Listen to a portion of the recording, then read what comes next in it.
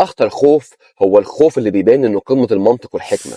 الخوف اللي بيخليك تستنى قبل اي خطوة جديدة او تغيير كبير في حياتك، وتقول لنفسك لما ابقى جاهز. والحقيقة للاسف مفيش حد بيبقى جاهز ابدا، واغلبنا بيسمي ده عقل. بس احب اقول لكم انه خوف متخفي في عباية الحكمة. ازاي؟ تعالى اقول لكم. الانسان مش بيخاف من الجديد عشان هو جديد وخلاص، هو بيخاف منه لانه مش متحكم فيه ومش ضامن نتائجه. وعلم النفس يسمي ده intolerance of certainty، قدرتنا على تحمل المجهول. المخ متصالح مع اي حاجه فاهمها وعارفها حتى لو كانت وحشه او مؤلمه، لان اهم وظيفه لمخك هي حمايتك.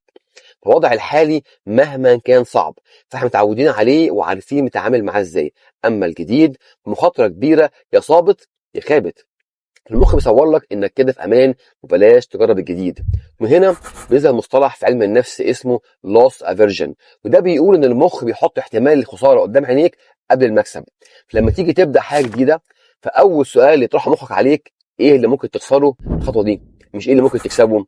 ويبدا يدخلك في حسابات وتصورات تبدو منطقيه، فيعمل لك اوفر ثينكينج باراليسيس، فتحس انك اجهدت من التفكير وبانك حكيم قوي قوي قوي، وان الموضوع بالمنطق ده ملوش لازمه ابدا.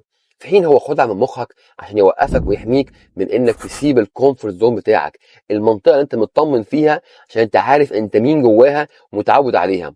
وهنا بيحصل التباطؤ والتسويف والتفكير الزيادة اللي بتحس بيه قبل كل خطوة جديدة. وعشان الخوف ده ناس كتير بتكمل في شغل مش راضية عنه، علاقة بتستنزفها، حياة مش شبهها، بس في الاخر آمنة وعارفينها.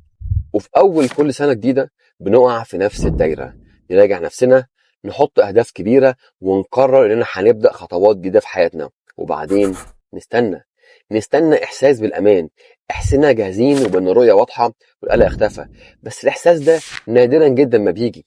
يعني الإحساس بالأمان والثقة مش شرط يسبق الخطوة، غالبا بيجي بعدها.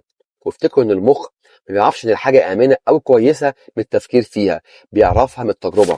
وعشان كده معظم البدايات الحقيقية بتبدأ وانت مش مطمن وحاسس ان في حاجة ناقصة، وده طبيعي. واللي مش طبيعي انك تستنى تحس ان كل حاجة مظبوطة عشان تبدأ.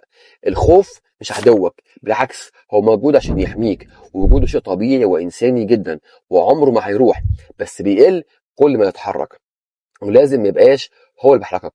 فلو واقف دلوقتي على اول خطوه لبدايه جديده او تغيير مهم في حياتك وحاسس انك مش جاهز، ما تخافش، توكل على الله ودوس، لان ممكن يكون ده دليل انك واقف في المكان الصح.